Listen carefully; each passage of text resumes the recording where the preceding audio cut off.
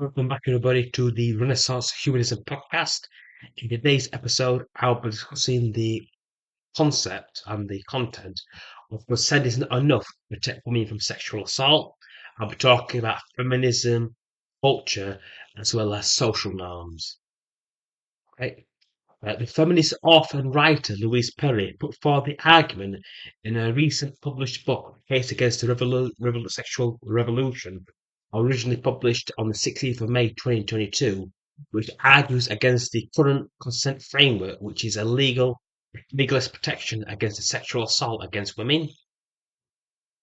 However, the legal framework that protects women is not adequate due to the impact of the Me Too movement and modern sexuality being determined detrimental to the average woman.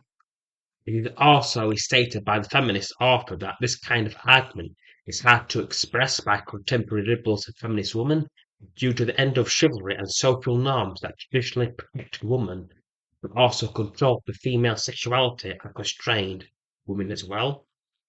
There is a strong tension between the freedom and sexual freedom for women and the conservative social norms that protected women in broader society, such as if a woman is sexually assaulted in the street or assaulted in the street, she should have the protections of the males within the society, in the local community, and people within the event as well.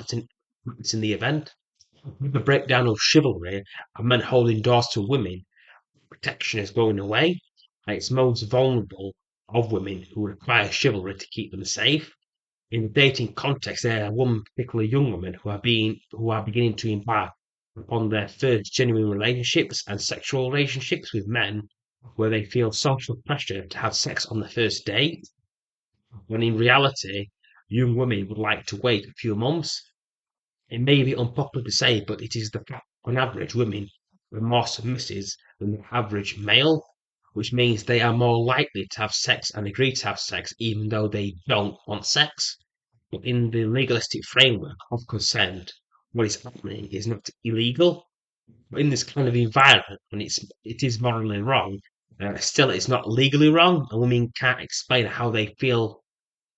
Contemporary woman feels because she has experienced a violation due to men acting in an unchivalrous manner. For people who are listening to this, you may be thinking, why don't young women say or do something? Young women, particularly in their late teens to mid 20s, are highly socially aware and often do things that they believe are socially expected of them. When young man and young woman discover themselves after high school or even during university or through both these kind of experiences, these young men and young women behave in a stereotypical, in which is a stereotypical example of masculinity and femininity. It takes time to find out who and what they are, as well as what they hope to become in the future.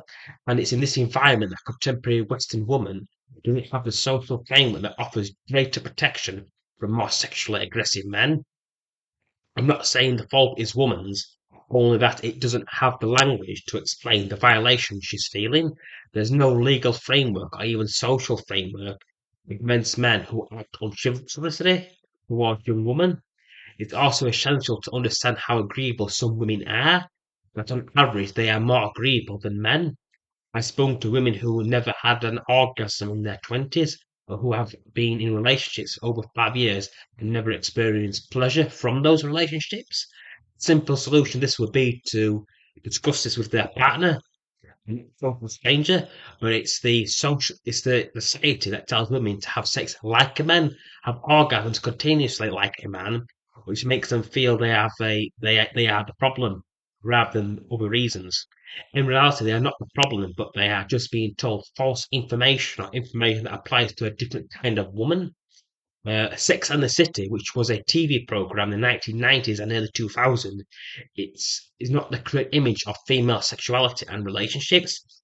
Furthermore, the sexuality portrayed in this TV show was not in fact female sexuality, but in fact gay male sexuality within a particular sphere of high society of New Yorkers. With the show itself created and written by two gay men, Darren Star and Michael Patrick King, which also produced several queer LGBTQ stereotypes throughout the actual series as well. For young women growing up in the 1990s and find out who they were and who they are, women were shown in Sex and the City as being boss babes, being free with their sexuality was in fact the sexuality of gay men being imposed socially onto young women. The ideal, as the true ideal of what a young woman should become. Thank you for listening to this podcast. I hope you found it informative, inspirational, thought provoking, and please don't forget to subscribe. Hope you enjoy the holiday season, and peace out.